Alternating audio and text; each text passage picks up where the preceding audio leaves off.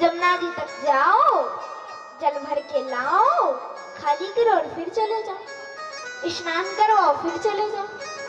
नहीं नहीं, हमसे ना हो सके। बोले अच्छा चलो कोई बात नहीं, केवल तुम तो आंखें बंद करो। और उन्होंने जैसे आंखें बंद की तो भगवान ने मन से एक गंगा प्रकट कर दी, तो उसका नाम पड़ गया मानसी गंगा। बोला मानसी गंगा की। उसका नाम पड़ गया, क्या नाम पड़ा? मानसी गंगा। सभी ने गोवर्धन जी को स्नान करवाए मानसी गंगा के द्वारा, और स्नान करवाने के पश्चात फिर पूजा हुई और अर्चना वंदना हुई। उसके बाद एक बार एक सखा बोलो, अरे भैया तुमने तो कहा था कि गोवर्धन जी प्रकट होके प्रसाद पाएंगे, गोवर्धन जी तो प्रकट भय ही ना है। बोले चिंता नहीं करो, अभी हो जाएंगे गोवर्धन जी प्रकट, चिंता नहीं करो। और कहा बस आप आंखें बंद करो, बस आप आंखें बंद करो। कहा ठीक है। सभी ने अपनी आंखों को जैसे बंद किया, भगवान ने दो रूप धारण कर लिए, दो रूप धारण कर लिए। एक रूप में पूजा करवा रहे हैं और एक रूप में पूज रहे हैं, एक रूप में भोजन करवा रहे हैं और एक रूप में भोजन पा रहे हैं। भगवान बोले लाओ भोजन, लाओ भोजन, लाओ भोजन। भोग लाया गया, उन्होंने पाया, और यहाँ जयकारे लग रहे हैं, बोलो गोवर्धन नाथ की। इतने जोर के जयकारे लगाए जाते हैं, क्यों इतने जोर के जयकारे लगाए जाते हैं? अरे थोड़ी जोर से जयकारा लगा दो, जैसे ब्रजवासियों ने जयकारा लगाया था, बोला गिरिराज भगवान की जय। इतनी जोर का जयकारा लगा कि इंद्र तक आवाज पहुंच गई। अब बताओ, आप लोग अभी इतनी जोर का जयकारा लगा दोगे तो इंद्र तक आवाज पहुंच जाएगी? बताओ, इतनी जोर का जयकारा लगाओगे तो इंद्र तक आवाज पहुंच जाएगी आपकी? क्यों पहुंच जाएगी? नहीं पहुंचेगी। पहुंच जाएगी इंद्र तक आवाज? नहीं पहुंचेगी। और जोर का जयकारा लगाओ, बोला गिरिराज भगवान की, गोवर्धन नाथ की। अभी आवाज नहीं आएगी, इंद्र तक तो दूर की बात। अभी यहाँ झाड़ी वाले ये मंदिर है ना बाबा का, वहां तक नहीं पहुंची है, इंद्र तक तो दूर की बात है। इंद्र तो बहुत ऊपर है, बहुत दूर है। बाबा का मंदिर तो यही है, यहाँ तक नहीं पहुंची। अरे थोड़ी जोर का जयकारा लगा दो, अब की बार जोर का जयकारा लगाना है। बोला छाड़ी वाले बाबा की, गोवर्धन नाथ की, गिरिराज जी भगवान की। और यहाँ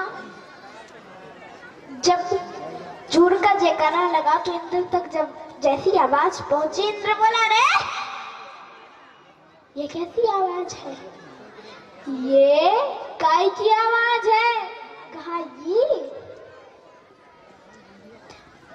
ये आवाज वो नंद को छोरा है ना, नंद को छोरा, वो नंद को छोरा। बोले हाँ। कहा हाँ, वह नंद के छोरा ने, वह नंद के लाला ने तुम्हारी पूजा, नारद जी बोले तुम्हारी पूजा बंद करवा के अपनी पूजा शुरू करवा दी है। अच्छा, उस नंद की छोरा कितनी हिम्मत, उसने मेरी पूजा बंद करवा दी, अपनी पूजा शुरू करवा दी। अच्छा, कितनी हिम्मत।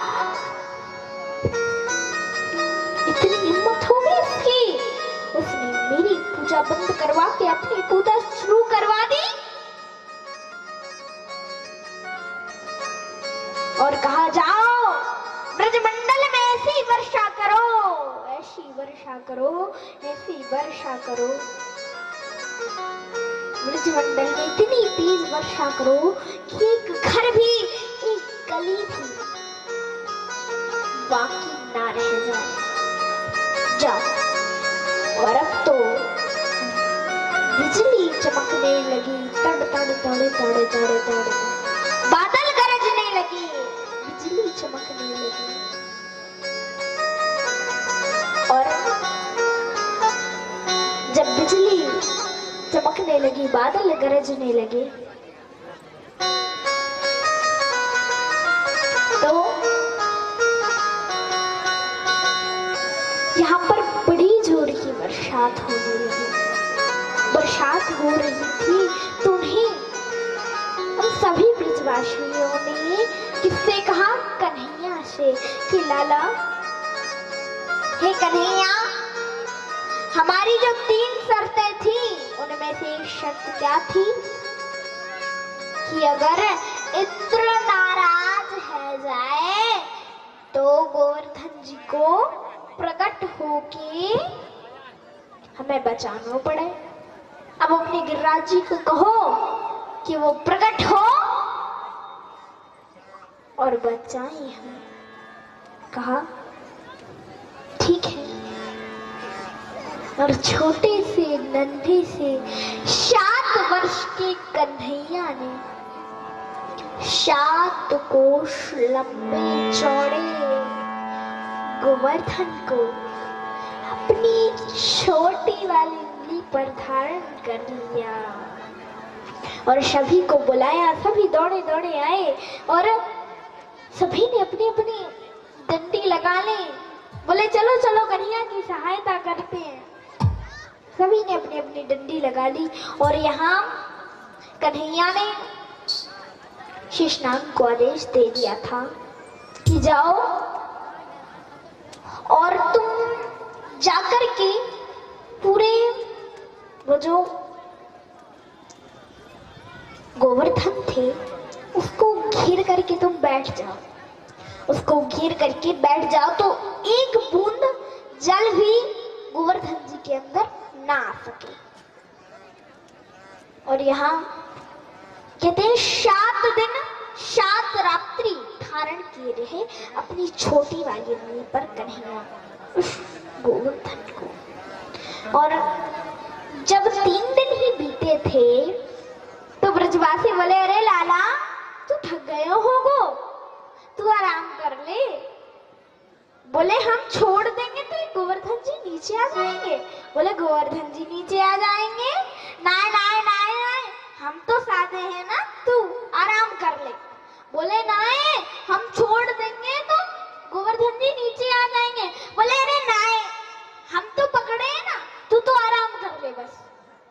बोले चलो ठीक है। पर बहुत उन्होंने कहा, नहीं समझे। बोले चलो ठीक है। और भगवान ने अपनी उंगली को थोड़ा सा ढीला किया तो चट चट करके सभी की डंडियां टूट गई। बोले अरे कन्हैया साथ साथ साथ साथ। बोले समझ गए? समझ गए? कहा एक बात बता लाला, तेरे अंदर इतनी शक्ति कहां से आई? तेरे अंदर इतनी शक्ति कहां से आई? बता बता, तेरे अंदर इतनी शक्ति कहां से आई लाला? बता दे। कन्हैया बोले मैं भगवान हूं। बोले काय को? तूने ऐसा कहा करो कि तू भगवान बनेगा। बोले मैंने पूतना को मारा, मैंने बड़े बड़े राक्षसों को मारा। बोले राक्षसों को मारा, उनमें मरे मराने में 10 डंडा तो हम नहीं मारे तो हम भी भगवान हो गएगा। और मरे मरान में 10 डंडा तो हमने भी मारे तो हम भी भगवान हो गएगा। बोले तू भगवान नहीं है, बता तेरे अंदर इतनी शक्ति कहां से आई? कन्हैया बोले अरे मान जाओ मैं भगवान हूँ। बोले कहां से भगवान है? बोल तू कौन सी जगह से भगवान है?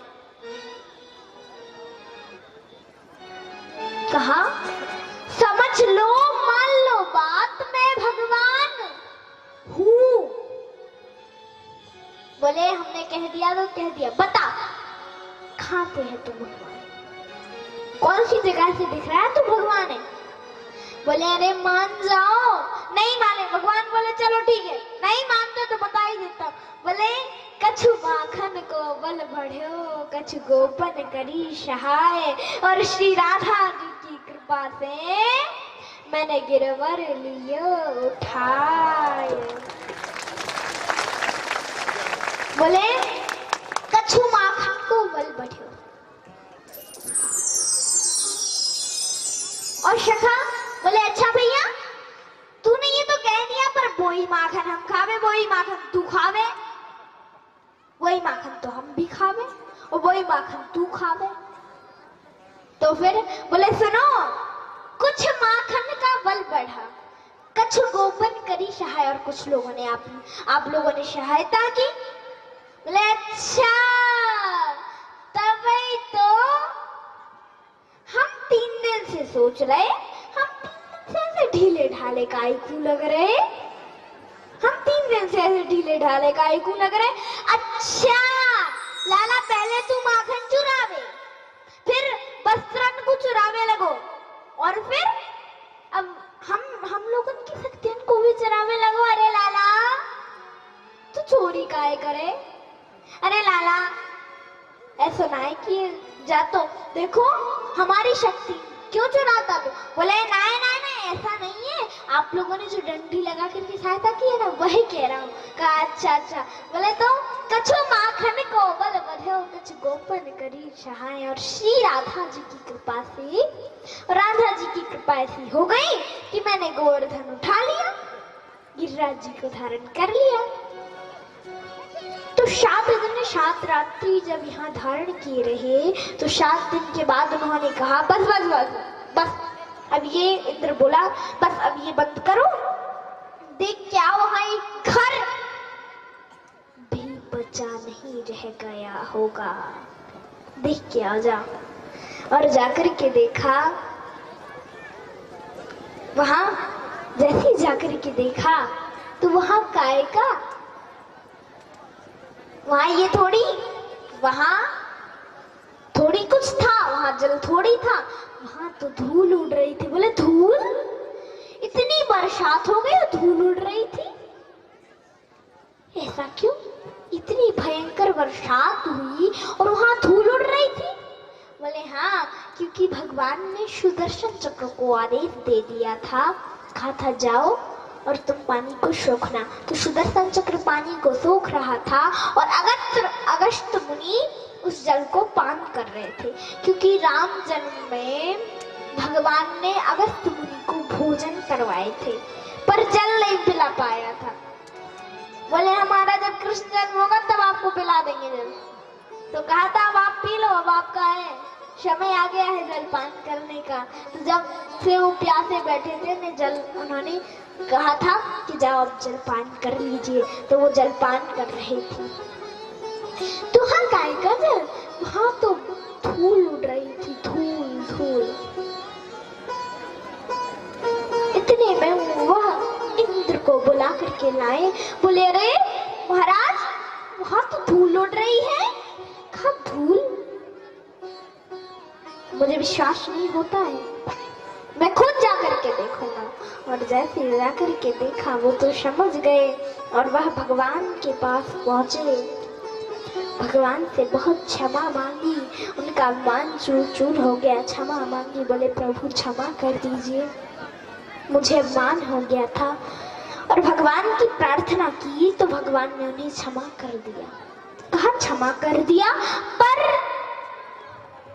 भगवान ने अपने पुत्र ब्रह्मा को तो क्षमा नहीं किया, उन्हें क्षमा क्यों कर दिया? कहा ब्रह्मा जी को क्षमा, जब एक बार ब्रह्मा जी कन्हैया के मित्रों को और सभी बछड़ों को उठा करके ले गए थे, तो भगवान ने उन्हें क्षमा क्यों नहीं किया था? कहा ब्रह्मा जी ने जो कार्य किया था तो वो शाखाओं को, बछड़ों को कन्हैया से दूर करने करने का काम किया था। और इंद्र ने जो कार्य किया था वो 7 दिन 7 रात्रि एक साथ कन्हैया को और पूरे ब्रजमंडल को मिलाने का, सभी शाखाओं को मिलाने का काम किया था। इसलिए इंद्र को क्षमा कर दिया और ब्रह्मा जी को क्षमा नहीं किया। बोले कृष्ण कन्हैया लाल की। कि नख